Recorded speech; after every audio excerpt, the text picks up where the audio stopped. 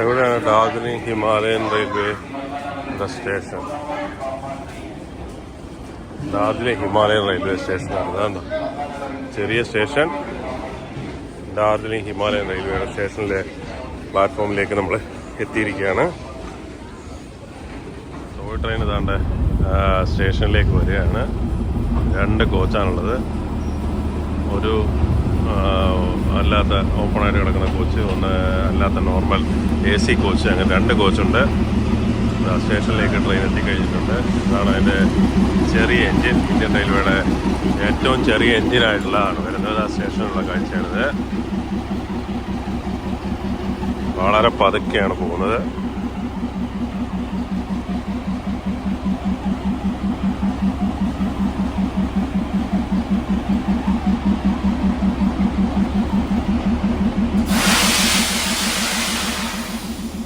Train ഇവിടെ കൊണ്ട് നിർത്തിയിരിക്കുകയാണ്. 2 coach, ഒരു AC കോച്ച്, അല്ലാത്ത കോച്ച്.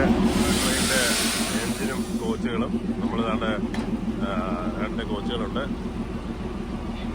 AC കോച്ചാണ്, മറ്റേത് നോൺ AC ആണ്. C1 ആണ് നമ്മുടെ കോച്ച്. 7 ആണ്. ഇത് നോൺ AC കോച്ചാണ്.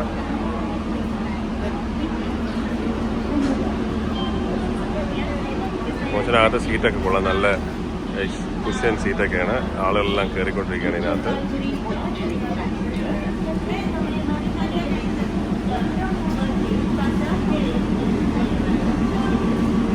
ഈ അടുത്ത് ലാൻഡ് സ്ലൈഡിങ് എന്തോടായിട്ട് കുറേ ദിവസം അടച്ചിട്ടേക്കാരെന്ന് പറഞ്ഞു. ഇപ്പോഴാണ് വീണ്ടും സ്റ്റാർട്ട് ചെയ്തതെന്ന് പറയുന്നുണ്ട്. എന്തായാലും നോക്കാം എങ്ങനെയാണ്. ബാക്കിലായിട്ടൊരു ലഗേജ് റൂമൊക്കെ ഉണ്ട്. നമ്മൾ ട്രെയിനകത്തേക്ക് കയറാൻ പോവാണ്. ട്രെയിനകത്ത് ആളെല്ലാം കയറി. നല്ല അത്യാവശ്യം നല്ല തിരക്കുണ്ട്. നമ്മൾ അകത്തോട്ട് പോവാണ്. നമ്മുടെ സ്റ്റേഷനിലുള്ള ബോർഡാണിത്. ന്യൂ ജയ്പാൽഗുരിയുടെ സ്റ്റേഷൻ്റെ ബോർഡാണിത്. വണ്ടി ഇതാ പതുക്കെ പോവാണ്. നമ്മളങ്ങനെ ന്യൂ ജയ്പാൽഗുരിയിൽ നിന്ന് വണ്ടി ഡാർജിലിംഗിലേക്ക് മൂവ് ചെയ്തിരിക്കുകയാണ് നമ്മുടെ ടോയ് ട്രെയിന്. പോകുമ്പോഴിതാ വീടുകളൊക്കെ ഇതിനോട് ചേർന്നാണ് ഇരിക്കുന്നത്. കണ്ടോ, മരങ്ങളും വീടുകളും ഒക്കെ ഇതിനോട് ചേർന്നിരിക്കുകയാണ്. അത്ര അടുത്ത് കൂടെയാണ് പോകുന്നത്. എന്താ ട്രെയിൻ പോകുന്നത്.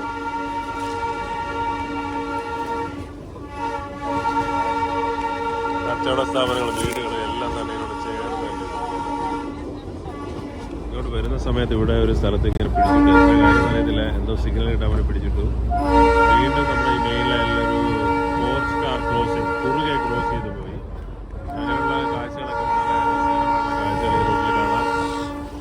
സംഭവം ഉണ്ടായി.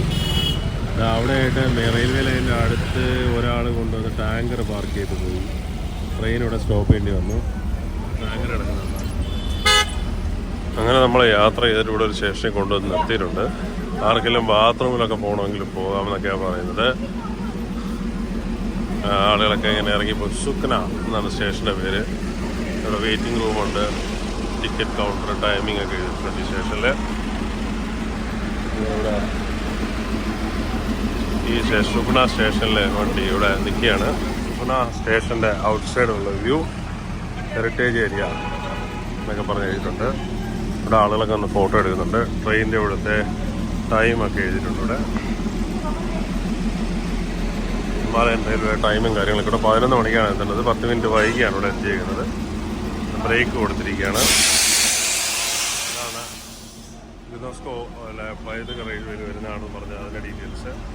റൂട്ട് നമ്മളിപ്പോൾ നിൽക്കുന്നത് ഈ എന്ന് പറയുന്ന 533 സീറ്റ് ആയിട്ടുള്ള സ്ഥലത്താണ് സുഗുണ. അവിടെ നിന്ന് 6812 അടി വരെയുള്ള റോഡിന് പാരലായിട്ട് വീണ്ടും പോയിക്കൊണ്ടിരിക്കുകയാണ് ട്രെയിന്. റോഡിന് പാരലായിട്ട് പോവുകയാണ്. അവിടെ ഒരു റെഡ് എന്തോ ഒരു ഇത് വെച്ചിട്ടുണ്ട്. എന്തോ പണി നടക്കുന്നതായിട്ട്. അപ്പോൾ ഇവിടെ സ്റ്റോപ്പ് ചെയ്യാൻ ചാൻസ് ഉണ്ട്.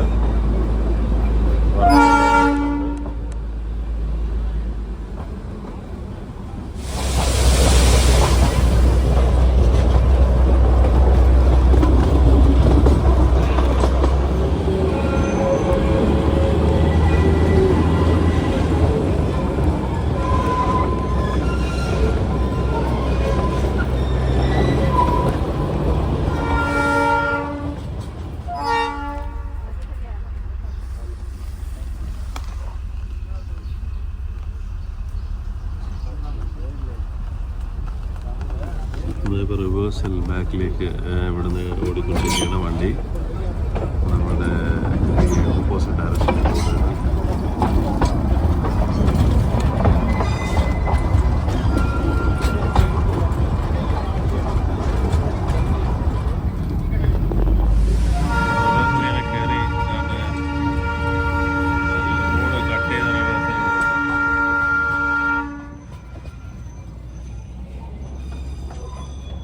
അങ്ങനെ മുകളിലേക്ക് പോകേണ്ട പാളം വീണ്ടും ഇവിടെ എത്തിച്ചേർന്നിരിക്കുകയാണ്. റിവേഴ്സൽ കഴിഞ്ഞിട്ട് ഇത്രയും ദൂരം റിവേഴ്സൽ വന്നു. ഇനി മുകളിലേക്ക് വന്ന് കയറി പോകുന്നത്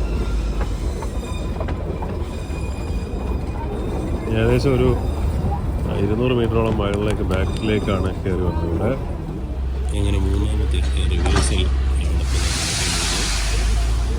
ഇവിടെ ട്രാക്ക് ചേഞ്ച് ചെയ്ത് മുകളിലേക്ക് പോകുമ്പോൾ മൂന്നാമത്തെ ട്രാക്ക് റിവേഴ്സലാണ്. നമ്മൾ വന്ന ട്രാക്കിൽ കാണാം. റിവേഴ്സൽ ട്രാക്കിലേക്ക് ബാക്കിലേക്ക് പോകുന്നു. ഇങ്ങനെ ഒരു എക്സ്പീരിയൻസ് ആദ്യമായിട്ടാണ് തേർഡ് റിവേഴ്സൽ ബാക്കിലേക്ക് പോകുന്നത്. നമ്മൾ വന്ന ട്രാക്കിൽ തേർഡ് ടൈം ട്രാക്കിലേക്ക് വരികയാണ്.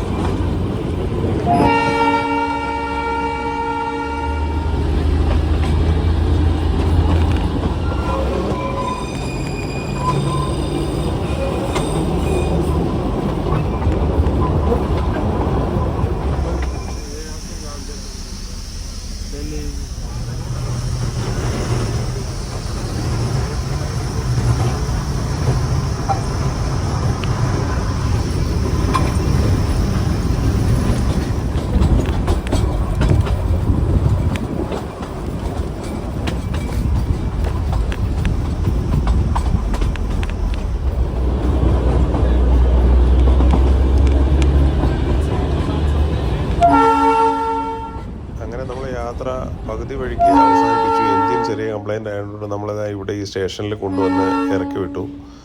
ഇവിടെ നിന്ന് ഞാൻ ഷെയർ ടാക്സി പിടിച്ച് ഡാർജിലിംഗിലേക്ക് പോവുകയുണ്ടായത്. ശരിക്കും അതിൻ്റെ എൻജിൻ്റെ എന്തോ ഒരു വാട്ടർ പമ്പ് കംപ്ലൈൻ്റ് ആകുകയാണ് ചെയ്തത്. സോ ഡാർജിലിംഗ് വരെയുള്ള കാര്യങ്ങൾ അതുകൊണ്ട് ഷൂട്ട് ചെയ്യാൻ പറ്റിയില്ല. പക്ഷേ കൊള്ളായിരുന്നു, നല്ല യാത്ര. ഏകദേശം 2.5 മണിക്കൂർ വൈകിയാണ് ഈ സ്റ്റേഷനിലേക്ക് വന്നത്. എന്തായാലും അത്രയും നേരം യാത്ര എൻജോയ് ചെയ്തു. പിന്നീട് വണ്ടിയിലാണ് ഇങ്ങോട്ടേക്ക് എത്തിയത്.